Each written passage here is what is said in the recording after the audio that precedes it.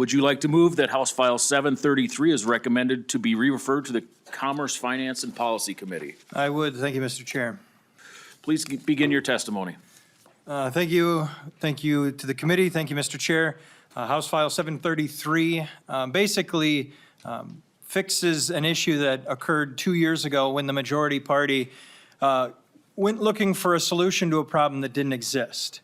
They said that this e-pull tab issue that we've got going on was too close to what a slot machine was, which is nothing that the Minnesota Gambling Control Board ever said. They not once claimed that these games were outside of the regulations that were previously created. And so because they wanted to choose losers and no winners in this situation, the majority party passed a law last time that said it created vast restrictions on the e-pull tabs, which has hurt our charities.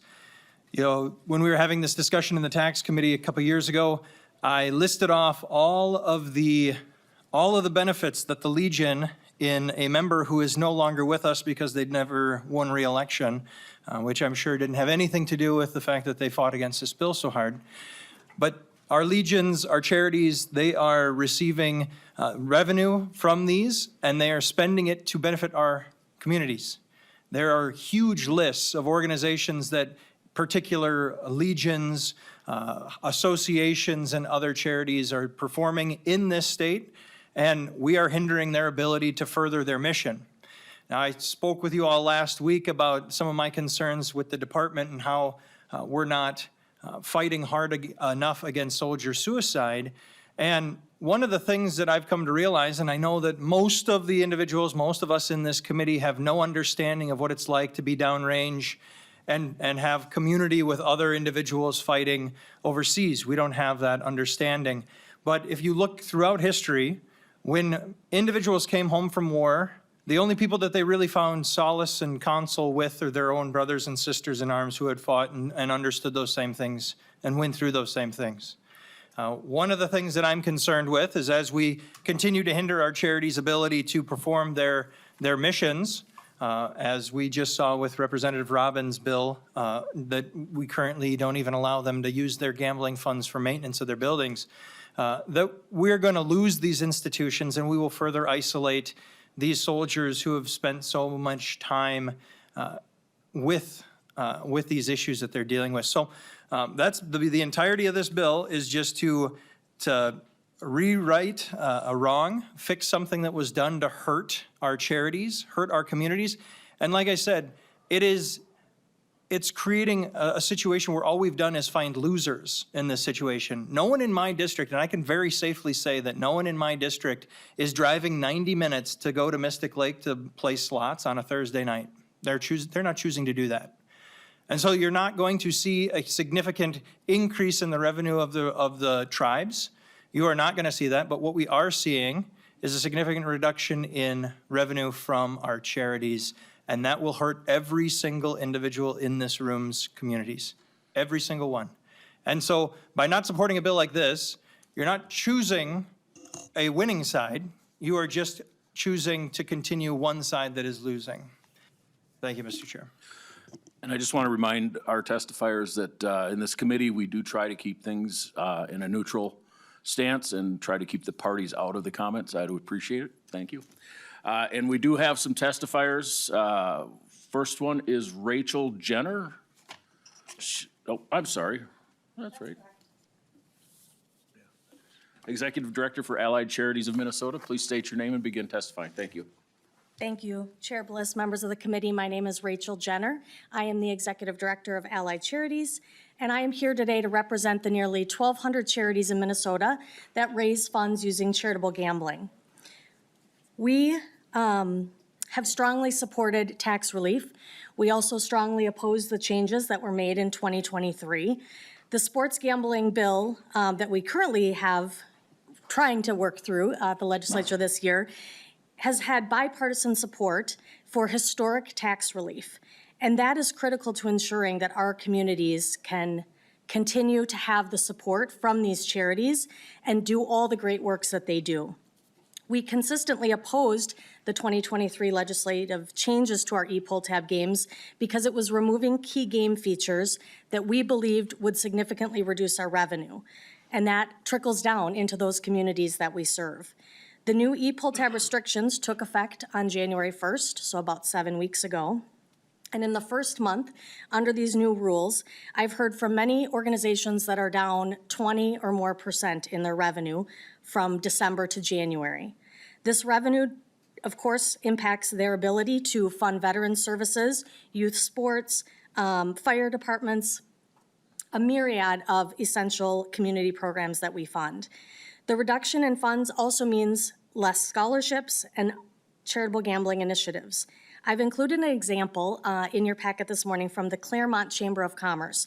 Claremont is a town of only 542 people, yet their charitable gambling, which has 4 sites, is donating $232,000 a year.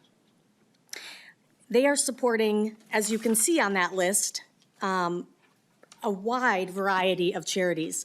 It is veterans programs, it is schools, it is sports, there's community fairs and different things that are happening, Quilts of Valor. I mean, they are funding every need that they possibly can. All the while, the biggest benefactor of their efforts is still the state of Minnesota, because you'll see at the bottom, they paid $364,000 in tax last year. These are their 2024 numbers. And the call that I receive most from charities who are concerned about what's happening to their bottom line is asking me when the legislature is going to identify this, recognize this problem, and do something about it. We are #1 in the nation for charitable gambling. We are a Minnesota success story. You know, the way that this was set up to raise funds through gambling and then filter it into charities who are supporting all these different community initiatives is amazing. And the removal of our game features, such as open all, free play, and bonus games, is significantly altering the player experience, and now we're seeing that impacting our participation and our revenue. So reinstating these features would help restore revenue streams for us, and it would help maintain the balance between regulatory oversight and sustainable charitable fundraising. So we urge you to support the restoration of the pull tab features, e-pull tab features, to ensure that Minnesota charities can continue their great work. We have long relied on stable and predictable income from charitable gambling, and this sudden disruption threatens our ability to serve our communities effectively. We remain committed to working with legislators, regulators, and stakeholders to find solutions to protect charitable revenue while maintaining responsible gaming practices. Thank you for your time and consideration, and I would stand for any questions. Thank you very much. We'll hold off on questions till we're done with the testifiers. David Stalin, State Commander of the VFW.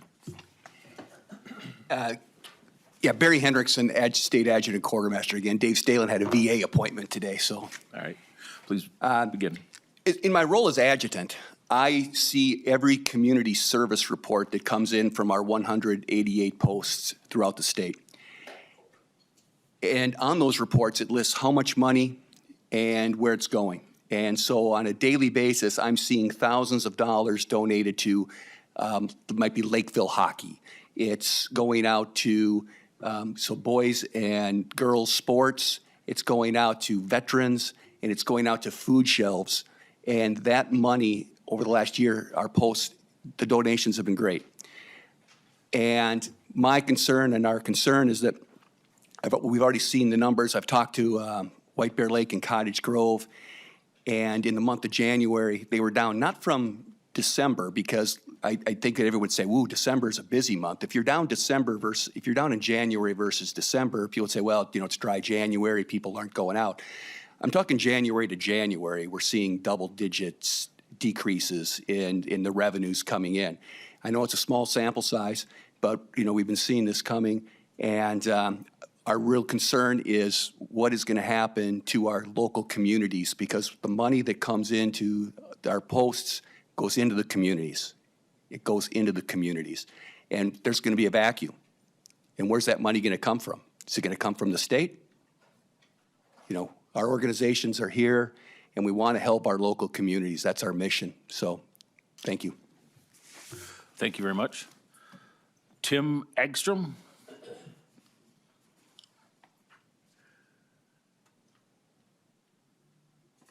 Please state your name and begin your testimony. Thank you, Chairman. I'm Tim Engstrom. I am the Communications Director for the American Legion Department of Minnesota, but I have a side job as the Gambling Manager for Bloomington Post 550. Like I mentioned, we don't have a building, but we do charitable gambling at 2 local bars in Bloomington, and we support a lot of causes in Bloomington. In fact, because so many other charities in gambling around the area support one thing, like this sport or that sport, we end up being a critical source of revenue for the rest of the community. Food shelves, Closet of Hope, all sorts of things. We do a lot for veterans, so I'm sure as you can guess, but today I want to show how important our community work is too. Last year, Bloomington Schools budget cuts killed a summer program to teach English to high school kids who are new to America. The program enabled them to attend regular high school in the fall. The program had nowhere else to go but to American Legion Post 550. We were able to donate $3,000 so the program could survive. You go to Kennedy High School, there's a pantry. It has notepads, pencils, deodorant, toothpaste, and more things for kids whose families can't afford to provide these common items. Who funds it? We do. Drive around the community, and there are all these little things here and there that we support. Food Shelf, Art Center, youth sports, youth programs, Closet of Hope, 4th of July fireworks, medical care, like when families have medical fundraisers, flags at the schools, even the needlework club at the community center. You know, we do so many little things, just nobody else is funding this stuff because, you know, so like it's very important for us that we are it gives our veterans a sense of purpose, and that's why we do it. It's the sense of purpose. We never stop serving our country. When the legislature in 2023 stripped features from e-pull tab games, we knew it would impact our ability to raise revenue for these programs. Now, it is happening. ACM tells us the e-tab revenue is nearly down 20% statewide. What I understand is that's January compared to December, right? So let me remind you, the courts have ruled several times that these features are not breaking the 2012 agreement with the casinos. E-tabs don't have jackpots. They don't have unlimited bets. Harming e-tabs is not going to result in greater revenue at casinos. People will continue to go to their favorite bars. These changes, all they do is result in less revenue for the charities. If I can't help a veteran service officer house a homeless veteran, it's because of these e-tab changes. And believe me, Hennepin County, we get asked. Meanwhile, the price of the games goes up, minimum wage goes up, I have to offer safe and sick time now, other prices rise. Guess what? The pull tabs still cost $2 a piece. I can't change the face price, even though all my other costs go up. You don't have to be an economist to understand that there ends up being fewer donations to go around. Of my 2 locations, one is rather new for gambling, so I can't really use its numbers. But for the other, overall net receipts were down 29% from January this year compared to January of last year. I think that's a fair comparison when you compare month to last year's month. So that's 29% overall down, but paper pull tabs were down 24%. E-tabs were down 44%. That's an incredible drop. So I think it draws less people, and the amount that it hurt e-tabs is down a lot too. Now maybe there's other factors like higher grocery prices. Maybe people have less discretionary income. So there was a decline altogether, but there was an incredible decline in e-tabs compared to the January of last year. And my pull tab sellers say the main reason is customers dislike the new games. We tried to make lemons out of lemonade, or lemonade out of lemons. We tried to put a face on it. We tried to tell all of our customers, hey, it's not gonna be so bad. Because if you go around and say something's gonna be bad, it'll be a self-fulfilling prophecy, right? This is gonna be bad.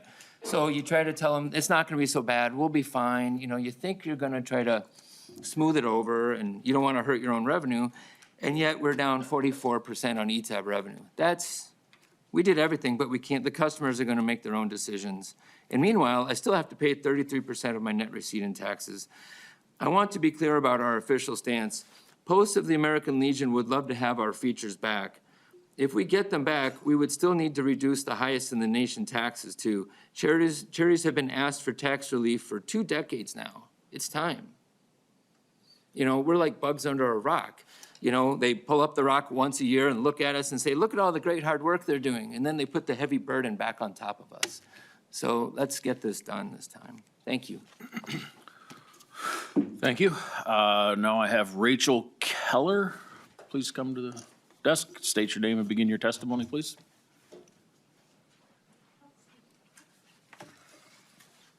Mr. Chair, committee members, thank you so much. My name is Rachel Keller, and I am the president of the Bloomington Kennedy Activities Foundation located in Bloomington, Minnesota. About 6 years ago, we noticed that there was a high need for additional funds to come in for families that are experiencing financial hard times. These are not necessarily families that qualify for free and reduced lunch rate, but it's for all families that have students and activities at Kennedy High School.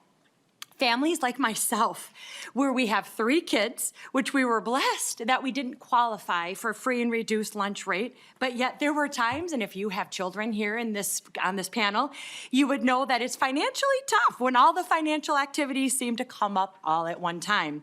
So we started this foundation 6 years ago as a hand up for families and groups at Kennedy High School. At the time, and even tougher now, we were noticing a downswing on fundraising tactics of selling stuff, going door to door, going to our community, going to our neighbors to sell items. Although that may be fine in smaller communities, but in our larger city community of Bloomington, Minnesota, we find it difficult. We serve a high level of low-income families that don't have the resources over the neighborhoods or the families to even fundraise.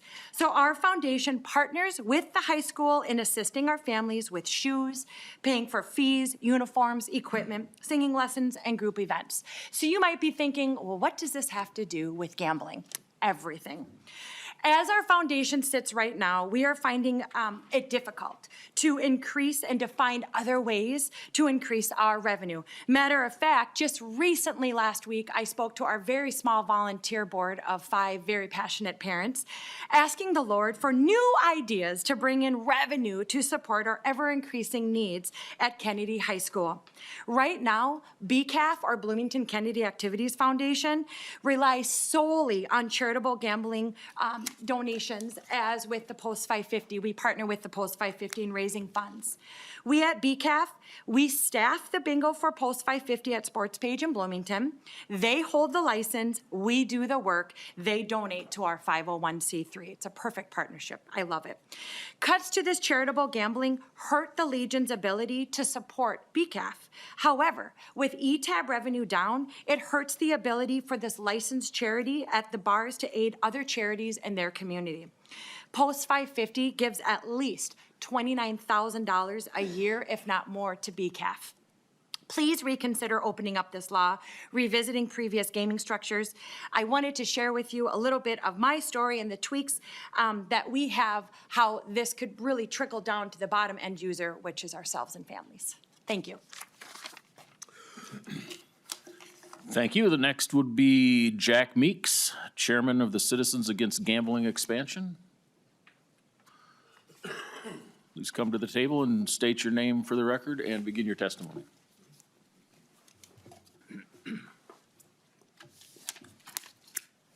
Chairman Bliss and members of the Veterans and Military Affairs Division.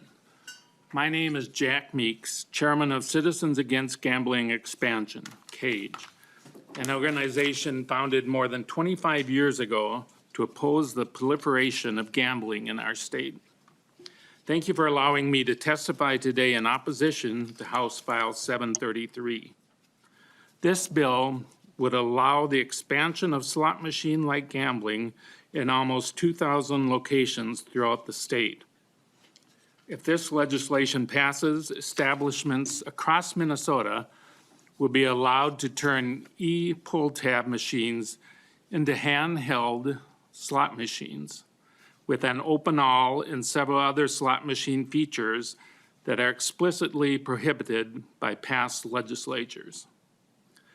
The new electronic pull tabs allowed in this bill will closely simulate slot machine action including the open all feature, which is just like a slot machine, which is not a paper pull tab feature allowed by law. Another significant change contained in this bill that we are concerned about are the animated features like video games played by children. Many of the establishments that feature electronic pull tabs are local restaurants and other establishments that are open to children and are non-age restricted. Furthermore, research has consistently shown that slot machines and similar devices, such as electronic pull tab machines, are the most addictive form of gambling.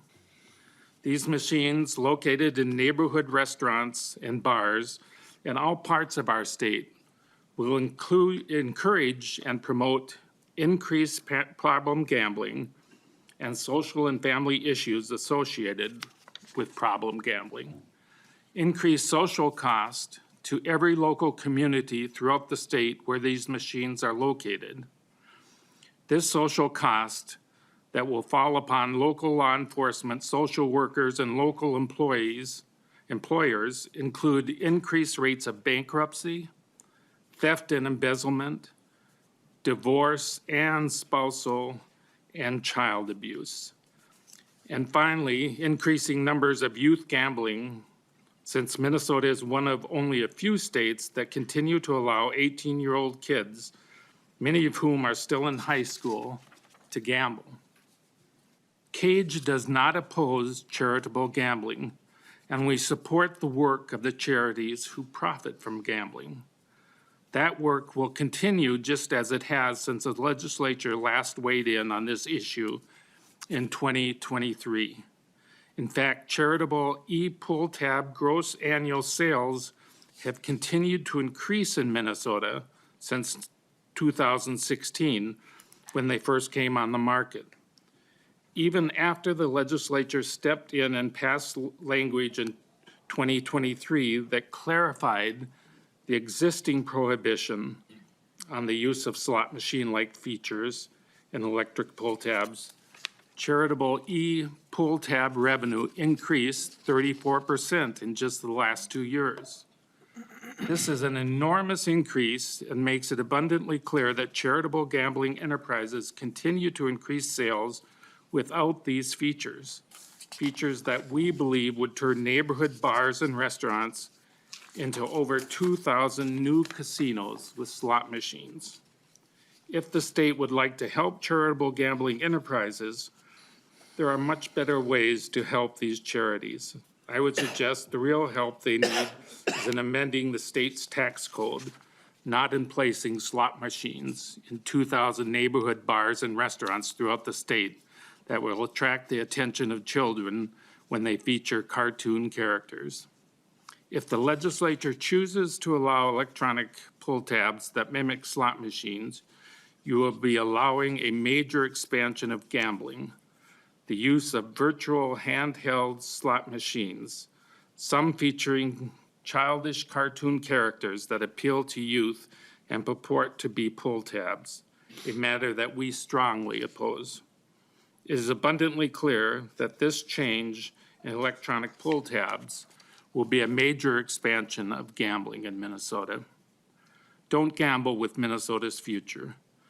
Thank you for your time today, and I hope you will oppose the bill before you today. Thank you. Thank you. We have Andy Plato. I hope I'm pronouncing that correct. Please state your name with the proper pronunciation and begin your testimony. Thank you, Chairman Bliss and members. My name is Andy Plato, and I serve as the Executive Director of the Minnesota Indian Gaming Association, or MIGA. MIGA represents 9 of the 11 federally recognized tribes in Minnesota. Thank you to the committee for the time and for your work in support of veterans. While my comments today will focus on veterans groups due to the jurisdiction of this committee, please note that we understand that the implications of this bill also apply to many other worthy causes. But veterans are especially important to my tribal leader clients, who uniquely understand your commitments to vets issues. Native Americans have served in the armed forces at 5 times the national average for over 200 years, and that trend of service continues today. In other words, many of the veterans this committee's work support are also honored constituents of MIGA tribal leaders. House File 733 would undo the clarification made in 2023 to the original 2012 ETAB law. Tribal leaders strongly stand by the clarified game feature rules of 2023 and ask the committee to oppose this bill. Please remember, the 23 action materialized because the state's gaming regulators largely ignored critical aspects of the 2012 law. First, that each line, row, and column of e-tickets must be opened individually. Second, that ETAB games must be facsimiles of paper tickets. And most importantly, that games are prohibited from including representations that mimic a video slot machine. Slot machines are a critical part of tribal gaming operations that employ thousands of Minnesotans, especially in rural areas, and allow tribal governments to provide basic services to their communities, including to their elders and vets. So when state regulators allowed games to move outside their legislatively intended lane, tribes went to court and to the legislature to review these issues. The court ruled that games were improperly regulated, and the legislature rightly took action. Mr. Chair and committee, tribes have great respect for your efforts to help veterans and other charities. That vets organizations must rely on charitable gambling to provide vet services is an unfortunate reality. However, the problem isn't that charities aren't selling enough paper or electronic tickets. It's that far too little of the charitable gambling revenues actually make it to the charitable mission's bottom line. In fiscal year 22, charitable gambling produced $4.25 billion in sales, of which only $126 million went to charitable missions. In fiscal year 23, sales were up to $4.57 billion, meaning charitable gambling had had a great year and increased sales by $320 million. So what did those increased sales mean for vets and charities? Believe it or not, it actually meant less, nearly $5 million less than they had had for mission expenses the year before. Proponents of the bill argue ETAB slot features will mean increased revenues, increased sales, and increased revenues for vets and charities. That wasn't true in fiscal year 23 and wouldn't have been true in fiscal year 24, but for the key offset of tax relief the legislature provided as an essential part of the clarified game rules. In fact, GCB Director Wade recently wrote in her quarterly summary that the tax relief alone was worth $17 million post-tax directly to charities' mission. In what ultimately may make an even bigger impact is the 23 legislature's decision to cap manufacturers' fees at 25%, which went into effect in July of this year, of 24. A year from now, we will know how many additional millions that provision alone will bring for vets and charities' bottom lines. Without the tax relief by itself, charities would have had decreased dollars for their missions with increased sales for the second consecutive year. If charities and vets clubs continue to rely on gaming to support their missions, we would suggest that there are far better ways to increase resources to their bottom lines. Tribal leaders have done the math, understand the industry dynamics, and know for certain that tax relief, as those leaders support in current sports betting legislation, will provide a far greater benefit for charities and vets than the currently illegal slot features contemplated by this bill. For these reasons, we ask that you oppose House File 733. Thank you, Mr. Chairman. Thank you, Mr. Plato. Are there any other testifiers that would like to speak to this bill? If not, do we have member discussion? I have one on the list right now, Representative Ray Rauer. I hope I'm pronouncing that correctly again. Yes, Ray Rauer. Thank you so much, thank you. Chair Bliss. Thank you to all the testifiers today. I want you to know that we do support all of you and we value so much the work that you do. I just want to reiterate some of that history. So in 2012, the legislature authorized a new form of charitable gambling in the state. That was our e-pull tabs. Tribes did not oppose the legalization of these as long as the restrictions were placed into law to prevent them from becoming like slot machines, as was iterated by Andy. Since 2012, however, there have been violations of that law, and therefore in 2023, the legislature listened to the courts and made sure that we uphold our commitments to the Minnesota tribes. Along with this, there was a tax rate deduction for our Minnesota charitable gambling organizations and a cap on manufacturing fees. We want to ensure Minnesota charitable gambling would be taken care of. Together, the tax cuts and system improvements totaled $31 million in savings for Minnesota charities. There are also many newly approved games that are already selling. ETAB receipts for the month of January 2025 were $184 million. In addition, we're currently working on another large bill to give our charitable gambling organizations even more tax relief, as also was mentioned previously. I would request that we work on that and that we look to see that we're getting the best relief we can. Finally, I would like to share my personal disappointment that a partisan bill was brought forward to this committee. Because it was brought forward and because of the partisan nature of the testimony given by the bill author, I feel like I need to say this. We must honor our veterans 100%. Every single person on this committee believes in that and feels that way and has a commitment to our veterans. But we must also honor our Minnesota tribes who have also been dishonored over time throughout history. So bringing this bill forward is disappointing because we know this bill will never pass on the House floor. I would request that we work together on bipartisan bills that will support our vets and that will pass not only through this committee, but will also come forward and pass on the House floor. For example, we would love to work with you in a bipartisan nature on veteran suicide rates that has been previously mentioned. Thank you. Thank you. And I just want to make a comment. I do apologize. We did slip a little bit in the opening remarks, and we do try to keep the dollars and DDs at the door.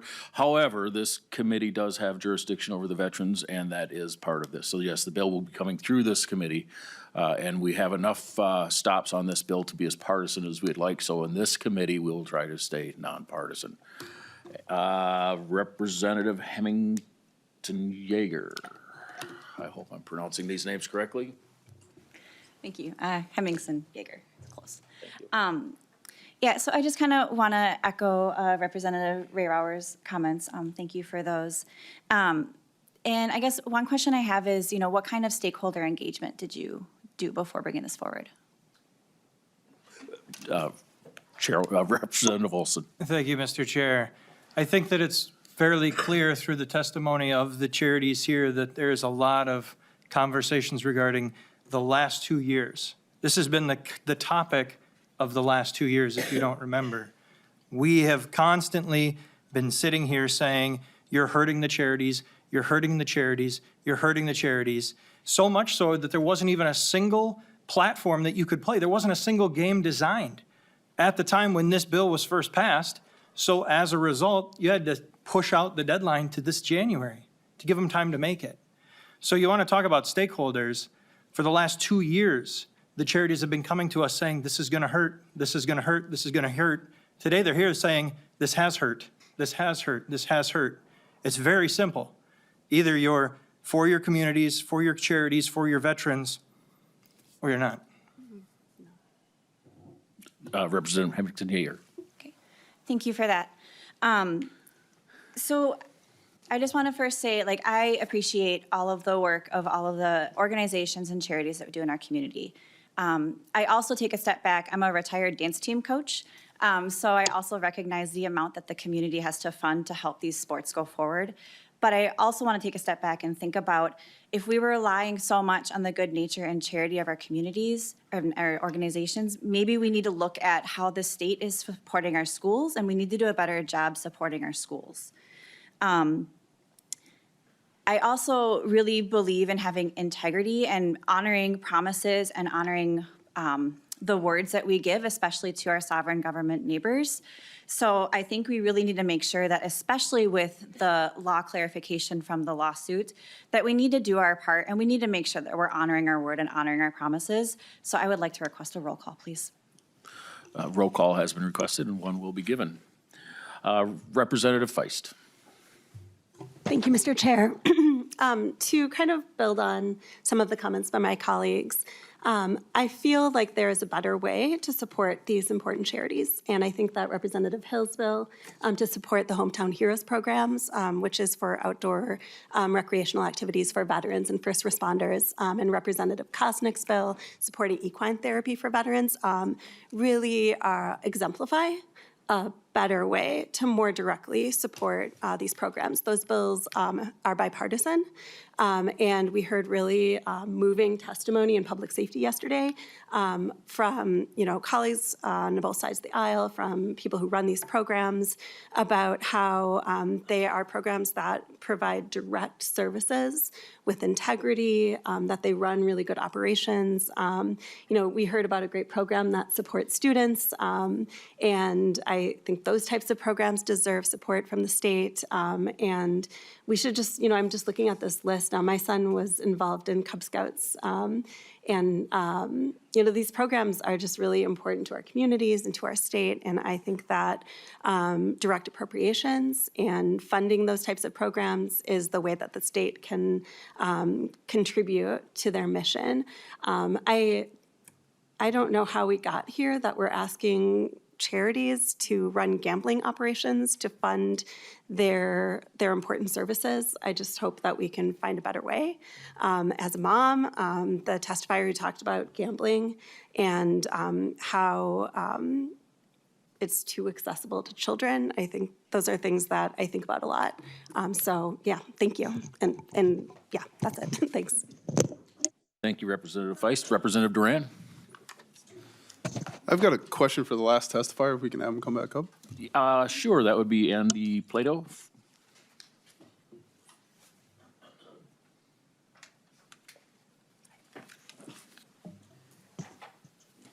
Representative Duran. Thank you for the presentation, but I've got a couple questions for you. Maybe you explained this, I just didn't understand it. But have the casinos seen a decrease in revenues or any kind of profit because of these E-tabs, or because of some of these gambling or these charitable gambling things that you can explain to us that would allow us to understand that these businesses are being hindered because of this? Mr. Plato. Thank you, Mr. Chair. Representative, the revenues of tribal casinos are not public data. I don't know them personally, but I can say anecdotally that Minnesota's gambling market is based on one set of disposable income. And if $700 and some million in player losses to charities are occurring, that clearly would have an impact on all other forms of gambling, not just at Minnesota tribal casinos, but at racetracks, at the lottery. They're all connected, is what I mean. Representative Duran. So you can't give me a definitive answer of whether or not that these charitable gamblings are actually hurting the tribal reservations at all at this point in time? Mr. Plato. Thank you, Mr. Chair. Representative, not in dollars and cents terms. I do not have that data available for the public. Representative Duran. We're sitting here talking about an issue of hurting a reservation. I have a reservation inside my district here, and we can't explain whether or not that these things are being hurt, or that are hurting the reservations. Well, I'm a combat veteran myself, and I support all these deals. All right, so it's kind of torn here because we're saying that we're hurting an organization, but yet we can't give any definitive answers whether or not that we are hurting these organizations. So we need to, I guess we need to understand this a little bit more of why we're pushing back on this so hard if it's not hurting the people that you're saying that it is hurting right now, right? Like, that's my biggest concern right now, is that we're having a conversation about something that we can't prove. And right now, we're just pulling on hearts and strings, and without actually having some facts right now, which is a huge concern because we're going to pass legislation on feelings, and that's not proper. And we need to make sure that we have a full understanding of the whole situation before we go down this road. So, as of right now, you come in here saying that the reservations are strongly opposed to this, but we don't have any definitive answers whether or not that the reservations are going to be hurt by this. And that's a huge concern, right? Like, So do you have any more into that that would actually allow me to understand a little bit more of how the reservations are actually going to be hurt by this? Mr. Plato. Mr. Chair, Representative. It's a fair question. I wish that I could show you a dollars and cents specific number on the impact these games have had. If a tribal leader were in front of you today, they would say that this is a serious matter of legislative intent and integrity. Those game restrictions that were put in the law were incredibly important and they were ignored. Clearly, the law says you have to open each line, row, and column. Every E-tab on the market 6 months ago, you could push one button and open it all. The court looked at that and said the games have been improperly regulated. So this is not only about revenues that they are losing out that they could use in their communities, it's also about principle. And it's about their relationships with the state of Minnesota. When the state put in the law very specific restrictions, regulators ignored them, the court agreed, and the legislature took action. Representative Duran, follow up? I do, but not with the testifier here, so I'm good here. Thank you. Now, Mr. Plato, I have some questions for you, and I'll get to other member comments too. Recently, the reservations in my district have banned pull tabs altogether. And I want to know if the money that was originally going to local charities such as snowmobile clubs and stuff like that, are the tribes continuing on with those donations? Mr. Chairman, that's a question I would refer specifically to those tribes. I do know some general background on the issue. The one thing to keep in mind is that gambling on reservations should support tribes. That's a key paramount provision of the Indian Gambling Regulatory Act, the federal law. And I do know for sure that at least one tribe who has made some adjustments to the gambling that occurs on reservation have offered to match charitable donations from those bars to the charities that those bars have continued or were supporting and will continue to support. Minnesota tribes have no interest in harming charities. They just have interest in ensuring that gambling on the reservation supports tribes and not the state of Minnesota. And one further follow-up question, Mr. Plato. The original intent of the legislation that was introduced last year was to clarify existing law. The law that was passed far exceeded what was discussed initially and brought further regulations down on the industry, other than that was originally intended. Can you explain those differences to me, please? Mr. Chairman, if I understand your question, you're asking the differences between the 2012 law and the clarification in 23? Originally, it was a clarification. The law that was finally passed added additional restrictions on it that were beyond the clarifications. I believe that the changes made, Mr. Chairman, apologies. I believe that the changes made in the 23 law was the clarification. All right. I think that's all I have, so I may call you back up. And we do have Representative Clark. Do you have some questions? Yeah, I think it might be kind of continuing. Why should we remove, and this is for the author, Chair Bliss, this is for the author. Why should we remove the clarifying language that was negotiated or developed during negotiations following the appeals court decision and risk another lawsuit with the gambling board? Oh, I'm sorry. Representative Olson. Thank you, Mr. Chair. So to answer your question, the Gambling Control Board in the state of Minnesota is the one who has been assigning and saying, hey, this is okay, this is okay, this is okay. So when it was first created, when e-pull tabs first came out, the Gambling Control Board said, this is all right, this is all right, this is all right. They're the ones who are the experts on this. This legislature is not the expert on this issue. Now, when you want to talk about clarifying things, the clarification that was in the lawsuit, from my understanding, is that there was this open all feature that was in question. Not all the other, bells and whistles that were taken out in the negotiations 2 years ago. So you want to talk about negotiations, I don't remember being very much of a part of the negotiations. I understand that. That was based off of the majority of the people in the legislature. I get it. But now we're here having the same conversation, talking about how we are hurting our charities. We are hurting our communities. If we don't change this back to the way it was, to give the control back to the Gambling and Control Board to say, hey, you guys weren't that wrong. You know, there was not a single game developed in the country that you could play that would have fit the rules that were created that we're trying to rectify. The software engineers had to recreate games that would fit this ridiculously strict identifying of what the negotiation was. And like I can tell you again and again, nobody in my district is driving 90 minutes to Mystic Lake on a Thursday night to play slots. They're going to a local bar or restaurant, they're buying a burger, they're having a drink, and they're playing a couple bucks on their e-pull tabs. And now they're choosing not to do that because of this. We are hurting our charities, we are hurting our veterans, and we are not helping anyone else. Representative Clardy, follow up. I guess from my perspective is I'm really concerned with promises broken and the repeated pattern. And I guess this is something real personal from me just because of my own personal heritage as being African American, but just watching the tribes go through the same thing year after year, depending on the weather, you know.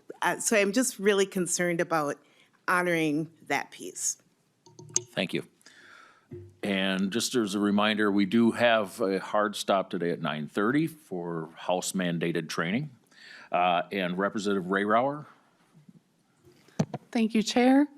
I just, based on the testimony or the questions and concerns going back and forth, I just want to reiterate that had the original agreement with the tribes that took place in 2012 been honored, we wouldn't be here today.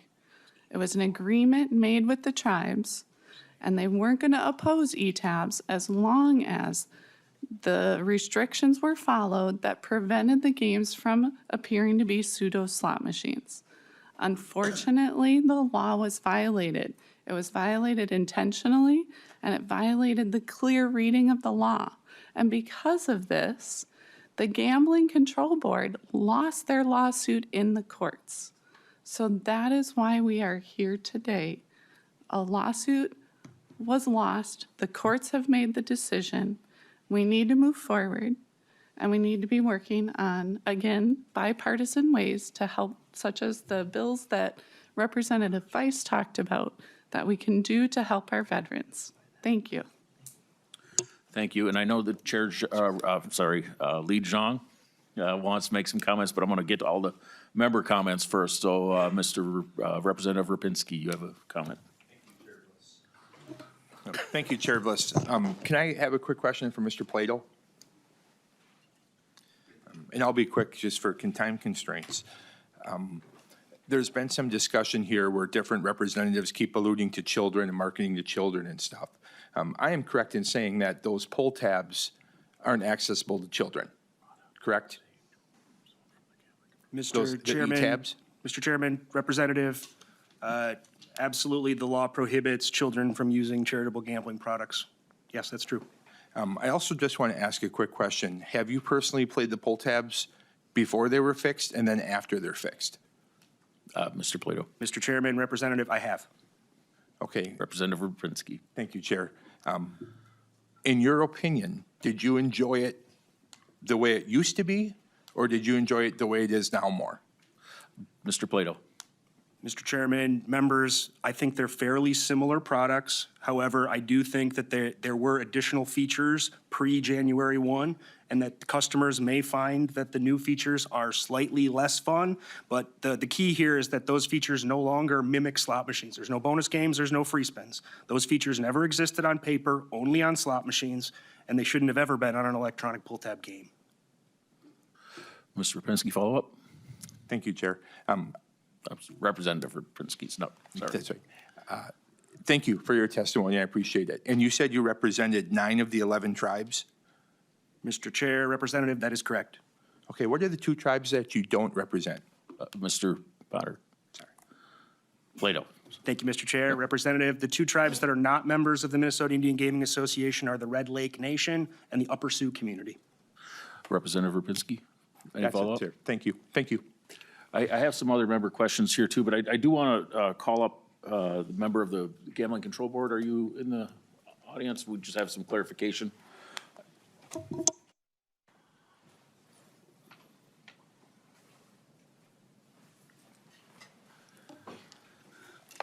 I have a question for you.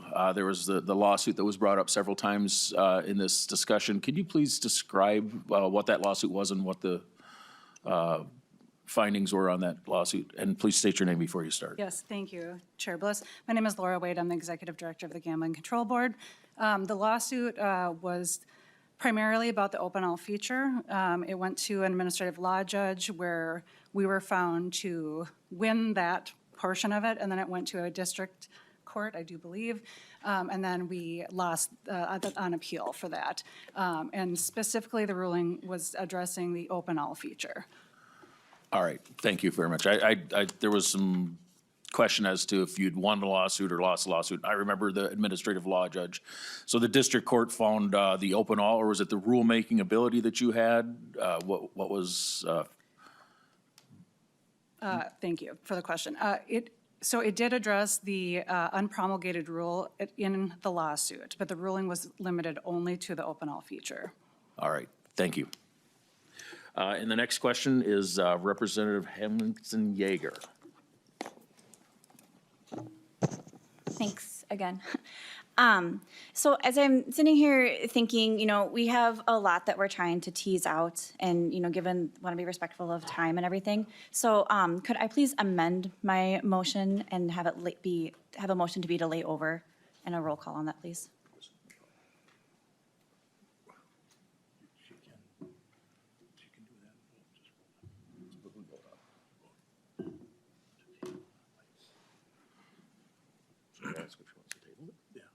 Hemmingson Yeager, would you like to table the bill? Is that what your request is?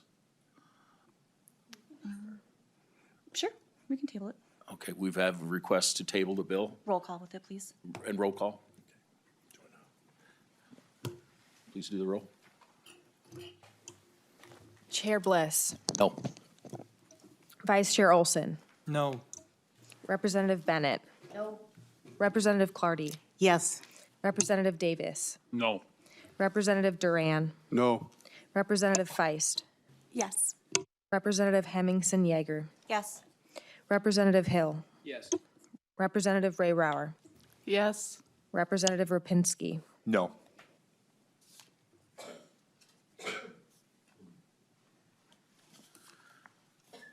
The count is 5 yes and 6 no. The motion does not prevail. And Representative Zhang, would you like to do the closing comments on your side?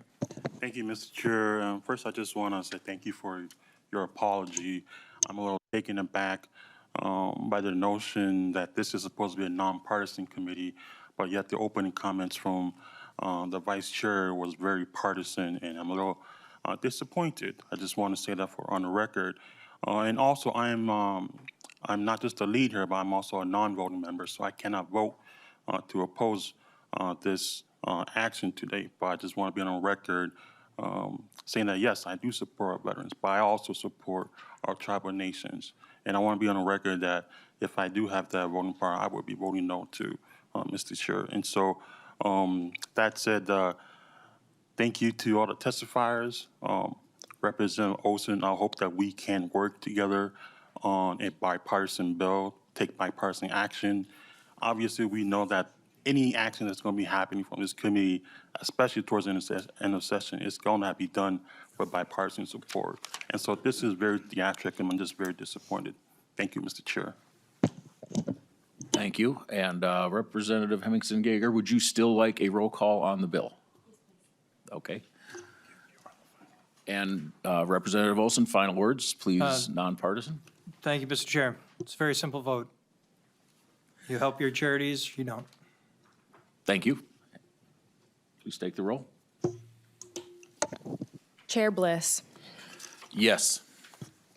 Vice Chair Olson. Yes. Representative Bennett. Yes. Representative Clardy. No. Representative Davis. Yes. Representative Duran. Yes. Representative Feist. No. Representative Hemmingson Yeager. No. Representative Hill. No. Representative Ray Rauer. No. Representative Rapinski. Yes.